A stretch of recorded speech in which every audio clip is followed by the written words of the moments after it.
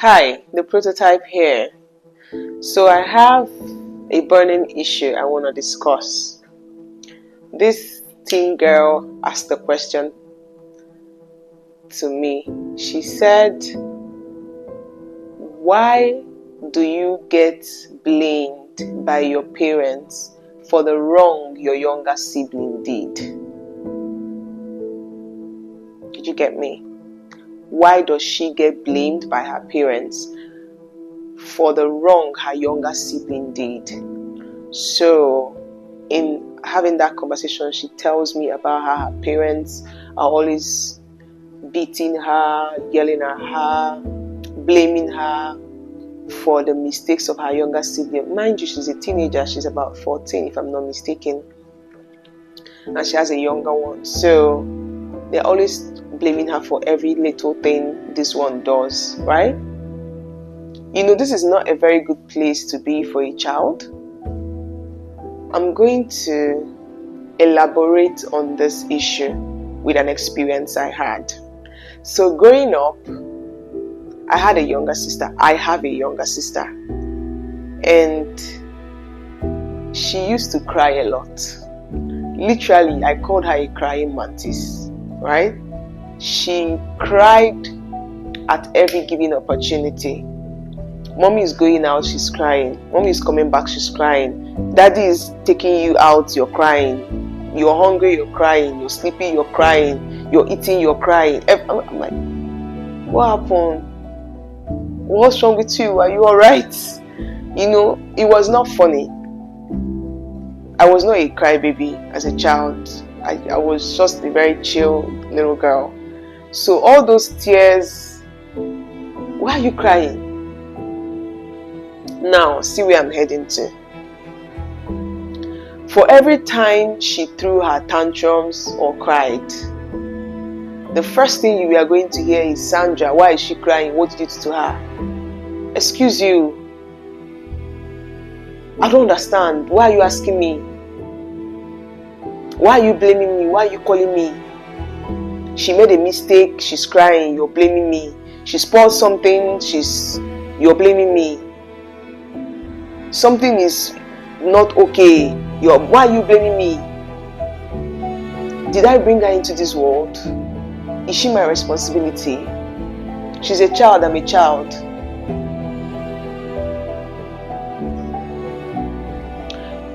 I don't have a problem with caring for my younger one, right? But making it my responsibility is not good. Now, the ripple effect this thing had was I started disliking her. For a long time, I didn't like her. Because from my perspective as a child, she's the reason why I was being labeled. I was given lots of names. Troublemaker, you're the reason why she's crying, you're this, you're that. She's the reason why I was always being yelled at. She's the reason why I was always, they would beat me because she's crying. What did you do? You did something. You know, she's the reason why I was no longer getting attention and the love I thought I used to have and was no longer there. Because life was good before you came, girl. Everybody was pampering me. Now you're here crying up and down and they're not yelling at me. So I did not dislike her. I did not like her, sorry. I started to dislike her.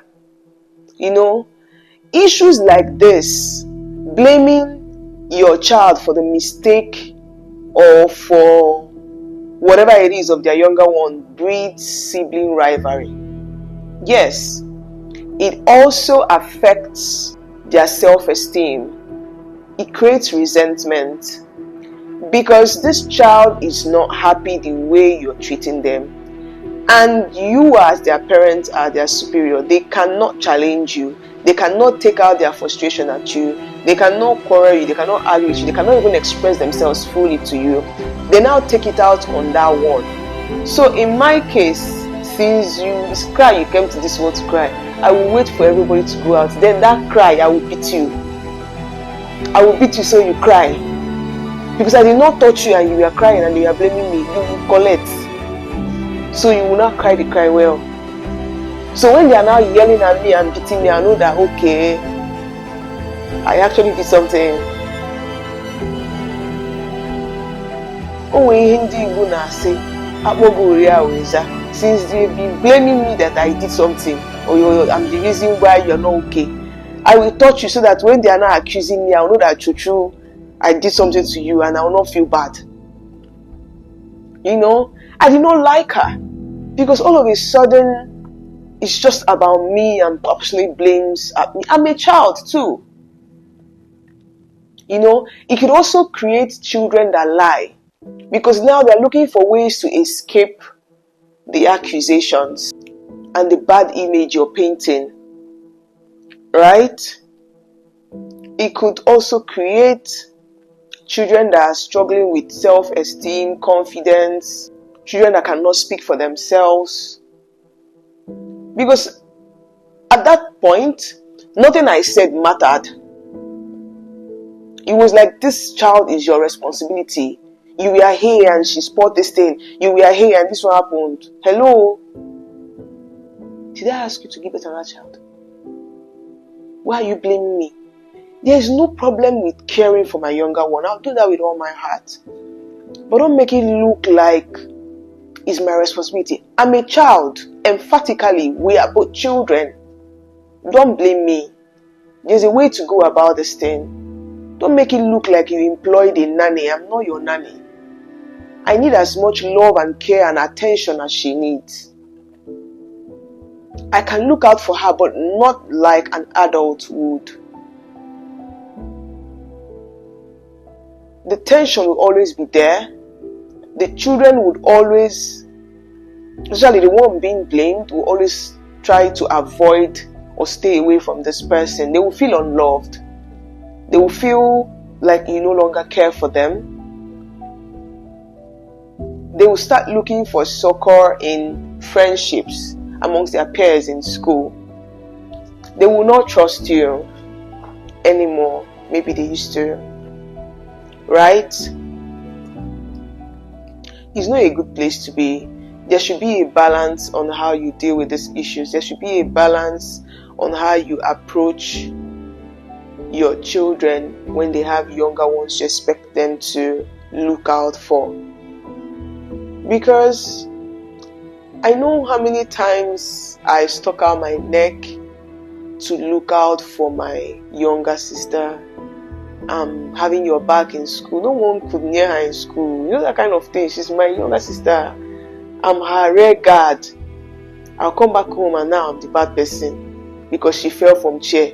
They told her not to climb and you're shouting at me. Why are you shouting at me? Tomorrow if I see her climbing that chair, what do you think will happen? I'll allow her to fall. Because at the end of the day, they will still shout at me.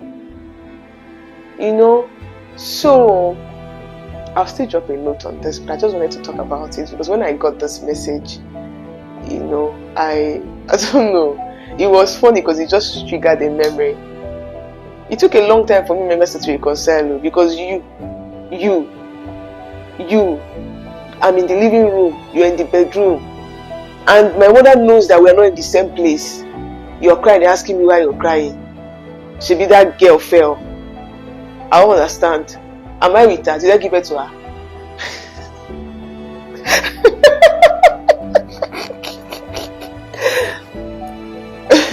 It's funny now, right? But it's not funny for children. The way teenagers think, their mind is wired differently. It's not funny. Sibling rivalry is at stake here if you're not careful. And such resentment takes time to fix. Because their emotions is what leads them, right?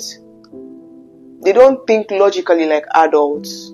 So please, parents, if you do this, sit down and tell yourself, align your brain.